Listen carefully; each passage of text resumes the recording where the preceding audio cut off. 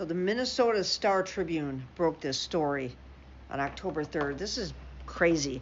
Trump officials discussed sending elite Army division to Portland, text messages show. A high-ranking White House official was indiscreetly texting about the Portland, Oregon planning last weekend, according to the messages shared with the Minnesota Star Tribune. This is by Andy Mannix.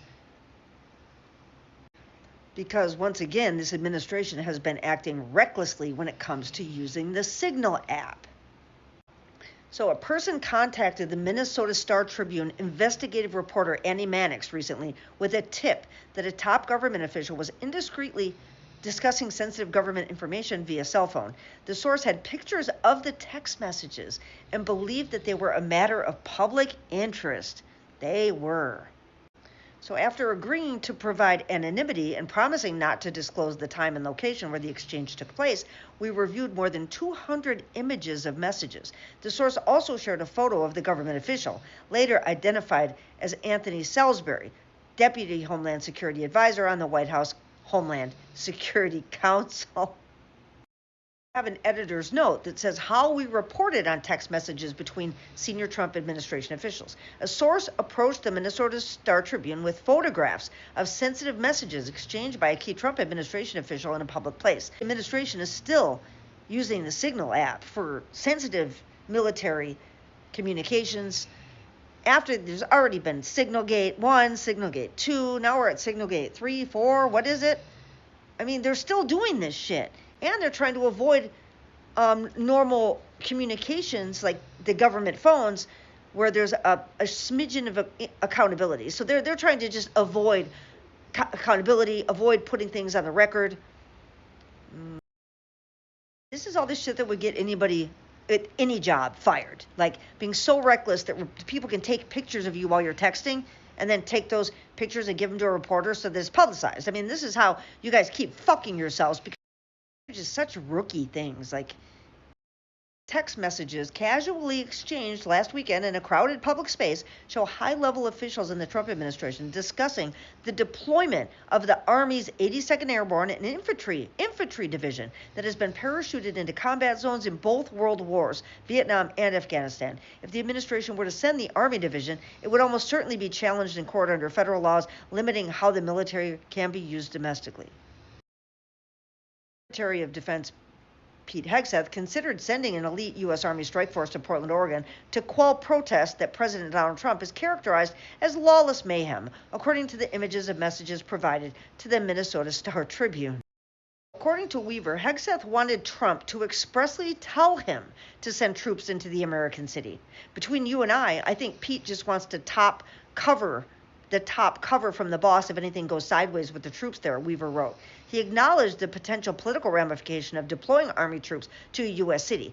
Hegseth preferred to send the National Guard, he wrote. So Salisbury was talking to Hegseth's advisor, Patrick Weaver, who is the senior advisor to the Secretary of Defense.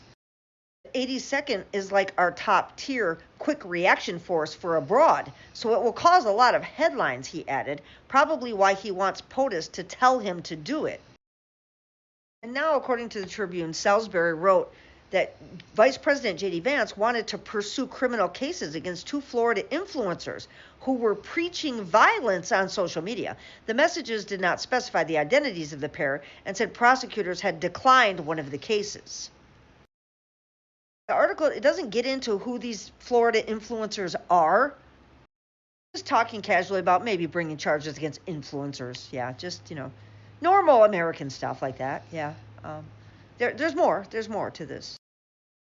In a separate exchange, Salisbury celebrated FBI Director Kash Patel's decision to fire several agents who were photographed kneeling during a 2020 protest. He suggested Trump would approve of the action, and then he insulted Patel. And that was like 5 years ago, right? At this point, agents who happened to kneel in the wake of the George Floyd murder. They were actually applauding Patel for doing that. That's nice. When he insults Patel, he says, "This is how Kash survives," Salisbury wrote. "He will do this stuff for the man, but day-to-day giant douche canoe," is what he said. Giant douche canoe.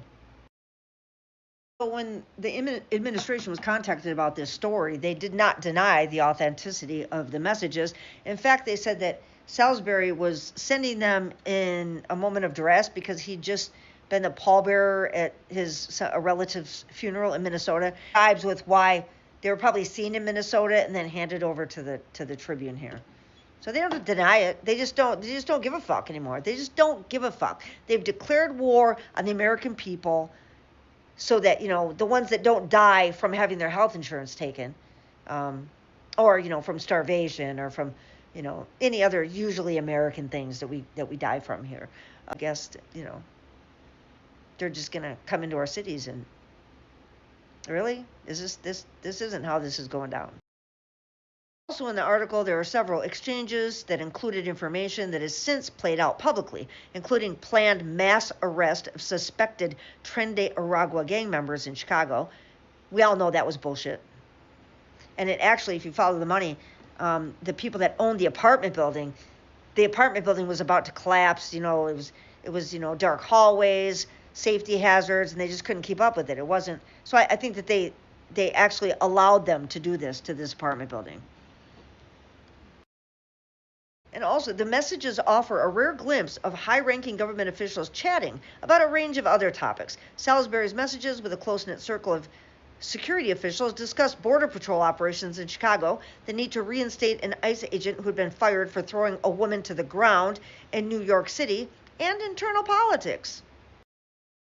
Was the asshole that grabbed that woman in the courthouse and just wrenched her to the ground and fell over on top of her. That was the guy that got fired. Well, they want to bring him back, of course. These people are just as bad as they get. We never thought this would happen here. It's happening, people. It's fucking happening. You can come out in the streets with us, or I guess, are you going to hide at home? Are you going to try to protect your home and your family? Because they're going to come for all of us, right? They're going to take all of us and put us into work camps. And so you're going to lose what you're trying to protect right now anyway. You're going to lose your home. The homes are going to be given the people in the administration. They're going to take all the good homes. This is how they want this to play out, people. If we don't have every single body that we can in the streets helping us fight, you have to participate in the blackouts. You have to participate, even if it causes you a little bit of stress and undo, maybe you got to eat, ramen for a couple days, come on, people. We have to do this. Anyway, thank you to the Star Tribune for this report. I think it's great. And let them keep doing this because it keeps leaking. So at least we know their plans. They have declared war on America itself. They have declared there's no such thing as a blue state, even a blue city. You can say that, but there are plenty of Republicans that live here. But, they just don't give a fuck about that. They want to send a combat infantry, the 82nd. They want to send a combat infantry into Portland. What? To attack the protesting frog? The inflatable frog? Really?